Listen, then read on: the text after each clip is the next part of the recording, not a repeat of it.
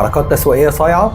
الجزء ال17. تخيل تخلي عميلك هو اللي يدور عليك بدل ما انت اللي تدور عليه. في 2022 سامسونج نزلت موبايلها الجديد جالاكسي فليب زي. سامسونج استراليا بقى عملوا حركة تسويقية غاية في العبقرية. سامسونج استراليا بقى كان عندهم مشكلة واضحة في استهداف جيل الألفية او الجين زي، ودول الشباب اللي بيبقوا مولودين بعد سنة 2000. المشكلة هنا كانت ان الشباب دي ما بيحبوش اصلا يشوفوا اعلانات. شوف بقى سامسونج عملت ايه. عملوا حملة اسمها فليفرتايزنج، واعلنوا ان لمدة 10 ايام كل يوم واحد من الجين زي هيكسب موبايل جالاكسي فليب الجديد، بس بشرط يوصل للإعلان المخفي. عشان بقى توصل للإعلان المخفي ده لازم تشوف كل الفيديوهات اللي بتتكلم عن الموبايل ومواصفاته وهكذا. طب تفتكر الحملة دي نجحت؟